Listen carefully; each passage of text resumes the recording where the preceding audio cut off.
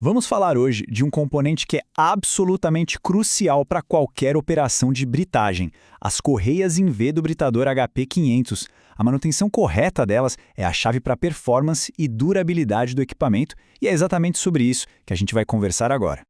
Bom, nosso roteiro é bem direto, a gente vai passar pela identificação e função das correias, o procedimento correto para a substituição, depois a gente mergulha na parte de alinhamento e tensionamento, que é super crítica, aí vamos ver como inspecionar e quais são os sinais de alerta e, para fechar, os fatores que aumentam a vida útil delas. Então, para começar, vamos entender direitinho que peças são essas e qual o papel delas no funcionamento do HP 500. Afinal, por que elas são tão importantes? Olha só, a documentação oficial do equipamento não deixa nenhuma dúvida. O HP 500 usa um conjunto específico de 12 correias em V e o modelo é o 8V240. É fundamental usar exatamente este modelo para garantir a operação correta. E qual a função delas? Pensa assim, elas são o que conecta a força do motor com a ação de britagem. É o sistema de transmissão de potência. Se essas correias falham, a máquina simplesmente para. A condição delas é vital para a produtividade.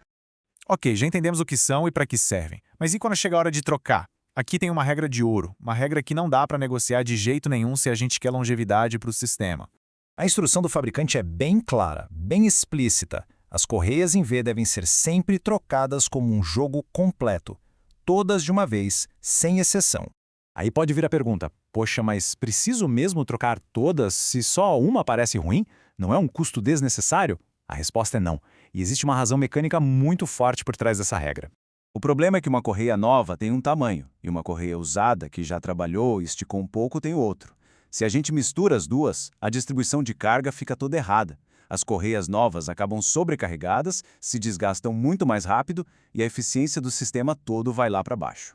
E na hora de instalar o jogo novo, tem um passo a passo para garantir que tudo comece bem. Primeiro, limpeza total das polias, sem óleo, graxa ou qualquer sujeira. Depois, conferir se as polias estão perfeitamente alinhadas. Na hora de encaixar, tem que reduzir a distância entre os eixos para que as correias entrem sem esforço. E a regra de ouro, nunca, jamais force as correias para dentro dos sulcos. Elas têm que assentar suavemente. Beleza, correias novas instaladas, mas o serviço não acabou. Na verdade, agora vem a parte mais precisa, o que realmente vai definir a vida útil desse novo conjunto: o alinhamento e o tensionamento. O alinhamento correto tem que ser verificado em dois planos, o angular e o paralelo, entre a polia do motor e a polia movida. Se qualquer um dos dois estiver fora, o resultado é um desgaste excessivo e prematuro das correias. E a tolerância para esse desalinhamento é mínima. A gente está falando de um máximo de 0,38 milímetros. É menos que espessura de 4 folhas de papel. Ou seja, é um trabalho que exige muita precisão. Agora, vamos falar de tensão. Existem alguns métodos, mas o manual recomenda um em específico por ser o mais preciso e confiável: o método tensão-deflexão. E como ele funciona? É bem prático. Basicamente, se usa uma régua reta sobre as duas polias para criar uma linha de referência. Aí, com uma balança de mola, a gente aplica uma força específica bem no meio do vão da correia e mede o quanto ela se desloca para baixo, ou seja, a deflexão.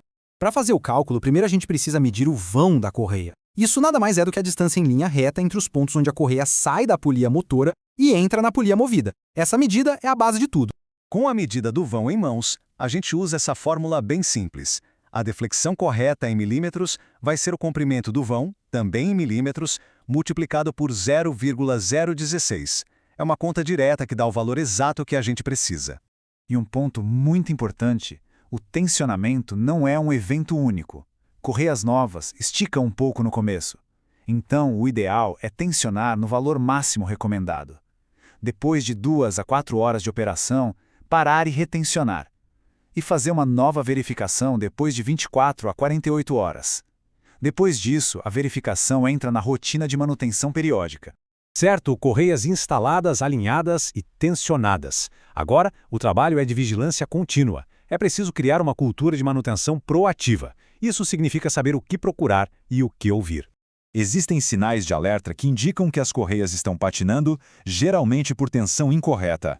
Um ruído agudo, aquele canto ou chiado, é um sinal clássico. Outros são a perda de velocidade do britador, aquecimento fora do normal nas correias e polias ou até mesmo ver a correia escorregando. Qualquer um desses sinais exige atenção imediata. Já nas inspeções visuais de rotina, o foco é em outros detalhes. Procurar por esticamento desigual entre as correias do mesmo jogo, um alongamento geral excessivo, ver se a correia parece amolecida ou inchada e, claro, buscar por trincas ou pedaços faltando. Tudo isso indica desgaste, sobrecarga ou contaminação. Para fechar, vamos falar sobre os fatores externos. Não adianta fazer uma instalação perfeita se o ambiente de trabalho está sabotando a vida útil das correias. E aqui, o inimigo número 1 das correias em V tem nome e sobrenome: óleo e graxa. O contato com qualquer tipo de lubrificante tem que ser evitado a todo custo. Por quê? Porque esses produtos causam uma reação química no composto de borracha. A correia incha, amolece e se deteriora muito, mas muito rápido. Manter o sistema de acionamento limpo não é capricho, é uma condição fundamental para a durabilidade. E com tudo isso que a gente viu, fica uma reflexão final.